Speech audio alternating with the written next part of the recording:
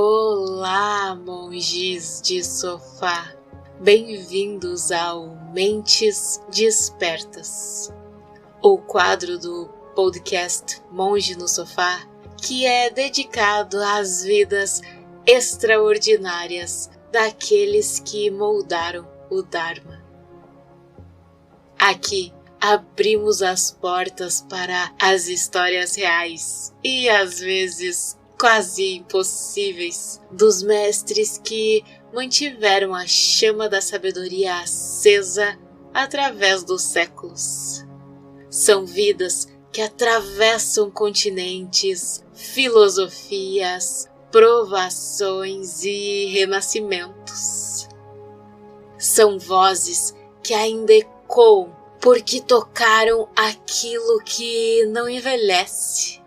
Sente-se, respire comigo e permita que cada episódio seja como acompanhar o caminhar de uma mente que se tornou livre. Na Índia do século IV, durante a era de ouro do Império Gupta, um tempo de esplendor cultural e de efervescência intelectual, o budismo florescia. Em Puruzapura, a antiga capital do reino de Gandhara, hoje a cidade de Peshawar, no Paquistão, nasceram dois irmãos que mudariam para sempre a paisagem da filosofia budista. Muito antes de as montanhas do Tibete se encherem de mosteiros, muito antes de o Dharma cruzar o Himalaia, esses dois irmãos caminhavam por estradas empoeiradas, discutindo o que é real. Um acreditava na mente, o outro nas coisas. Juntos, acabaram descobrindo o coração do mundo. Esses eram Asanga e Vasubandhu, os grandes arquitetos da mente budista. Dois homens, duas visões e um mesmo despertar.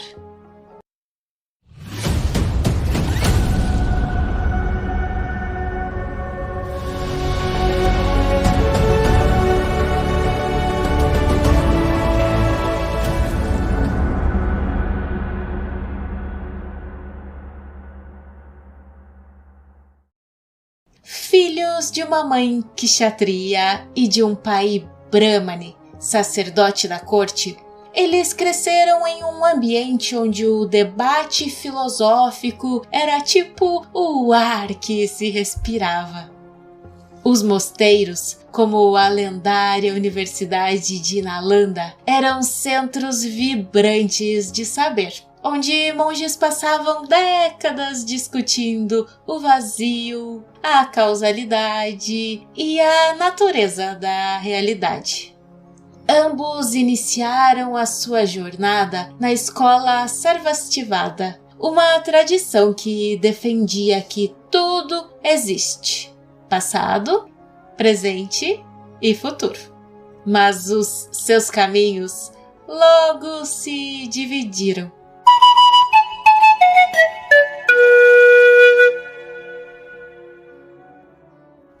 Asanga, o mais velho, era um asceta silencioso. Insatisfeito com os ensinamentos que recebera, ele se retirou para meditar, buscando a sabedoria que os livros não davam. Seu meio-irmão, Vasubandhu, em contraste, ele era o erudito, lógico, brilhante, um mestre do debate temido por sua precisão argumentativa. Enquanto Asanga buscava o invisível, Vasubandhu queria provas.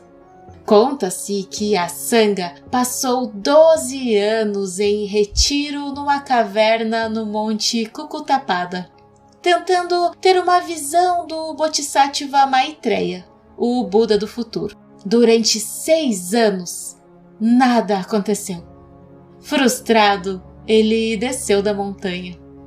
E no caminho, ele viu um homem esfregando uma enorme barra de ferro com um pedaço de seda. E então ele perguntou ao homem: "O que faz?" E o homem imediatamente respondeu: eu estou fazendo uma agulha." Inspirado por tamanha perseverança, a Sangha retornou à sua caverna. 3 anos se passaram desde então e novamente nada. E lá foi a Sangha. Desceu mais uma vez e encontrou dessa vez um homem jogando gotas de água com uma pena sobre uma rocha gigantesca. E ele dizia: esta rocha rouba o sol da minha casa. Estou tentando desgastá-la." A Sangha, envergonhado de sua própria impaciência, voltou. Após mais 3 anos, completando 12 anos de prática, ainda sem nenhum sinal, ele desistiu de vez. Desceu a montanha com o coração pesado e se deparou com uma cena que o partiu por dentro. Uma cadela com as patas traseiras paralisadas e o corpo coberto de feridas infestadas por vermes. Ao tentar ajudar o animal, a cadela rosnou, cheia de dor e medo. E aí, movido por uma compaixão avassaladora, a Sangha percebeu que não podia remover os vermes sem machucá-los. E também não podia deixá-los ali devorando o pobre animal. Assim, num ato de sacrifício supremo, ele cortou um pedaço de sua própria carne para alimentar a cadela faminta e, fechando os olhos, inclinou-se para remover os vermes com a única coisa macia o suficiente para não feri-los: a sua própria língua. Mas assim que foi lamber os vermes, a sua língua tocou o chão. Ele abriu os olhos e a cadela havia desaparecido.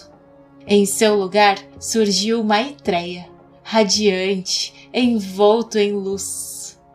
Com essa visão, a Sangha chorou e perguntou aonde é que estava o Bodhisattva esse tempo todo, por que ele tinha demorado tanto? E Maitreya respondeu que sempre esteve ali, mas que os véus kármicos de Asanga o impediam de vê-lo, que não era ele que estava oculto, mas que por fim a compaixão de Asanga foi capaz de abrir os olhos de Asanga.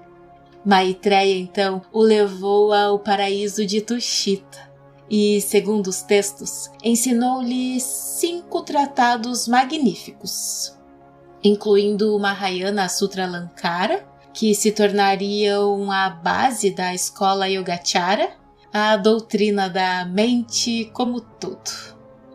E enquanto isso, Vasubandhu se tornara uma lenda.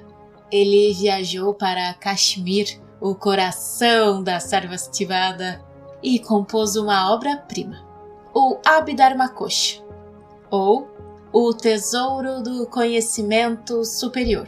Um resumo tão brilhante do sistema que os seus antigos mestres o celebraram.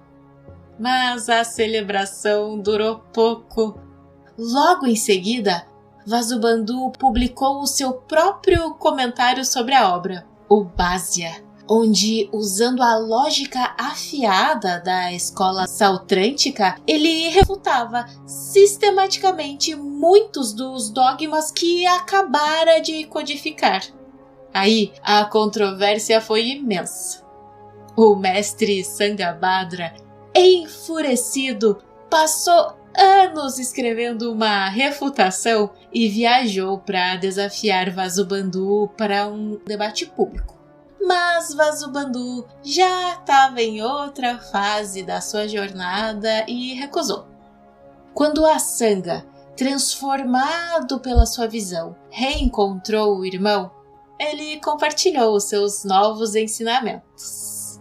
E Vasubandhu, o grande lógico que antes dizia que a mente era um produto das coisas, se rendeu completamente. Ele percebeu que talvez as coisas fossem, na verdade, produtos da mente. E então, como se apagasse a própria assinatura, ele dedicou o resto da sua vida a promover a visão Yogacara, escrevendo obras fundamentais, como os 20 versos e os 30 versos.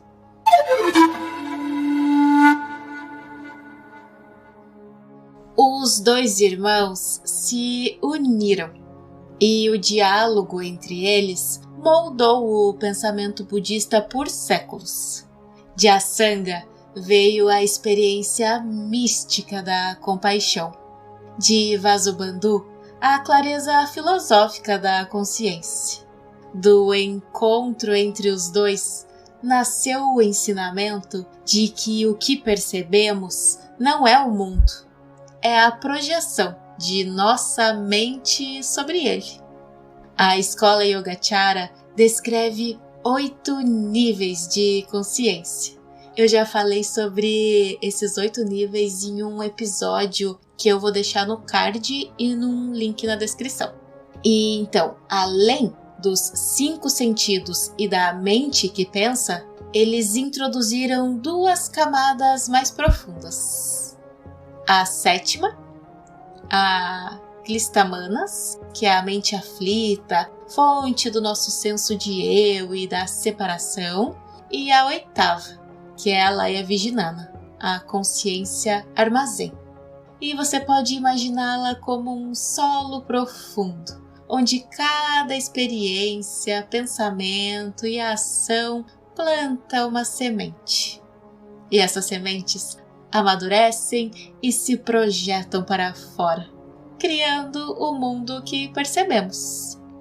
Tudo o que vivemos é reflexo desse solo. Tudo o que transformamos em nós transforma o mundo.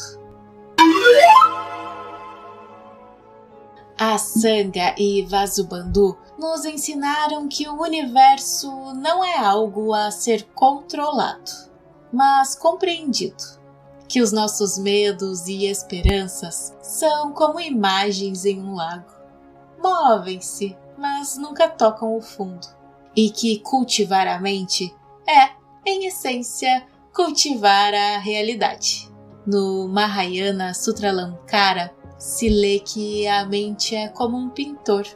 Pinta o mundo e, ao mesmo tempo, se pinta nele. E talvez essa seja a verdade mais bela dos irmãos. Não há separação entre o pintor e o quadro, entre o mundo e quem o contempla, entre o Dharma e quem o vive. O legado deles viajou longe. A filosofia Yogacara tornou-se a corrente principal do budismo indiano por 500 anos e se espalhou pela Rota da Seda, influenciando profundamente o budismo no Tibete, na China e no Japão, cujos templos em Nara guardam tesouros da arte religiosa até hoje.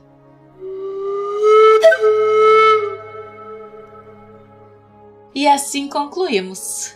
Que a história desses irmãos tenha nos lembrado que a sabedoria e a compaixão não são caminhos diferentes. São 2 mãos da mesma mente desperta.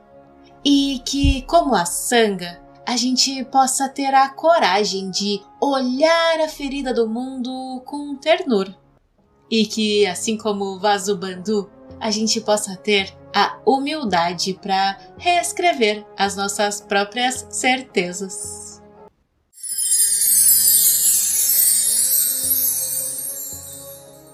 Este episódio faz parte da série Mentes Despertas, uma coleção especial do podcast Monge no Sofá, dedicada às grandes mentes e corações que mantiveram viva a chama do despertar. Que as histórias destes mestres ecoem não como memórias distantes, mas como lembretes vivos de quem podemos nos tornar. Obrigada por caminhar comigo por mais um trecho da linhagem do Dharma. Ele atravessa séculos porque encontra abrigo em mentes como a sua.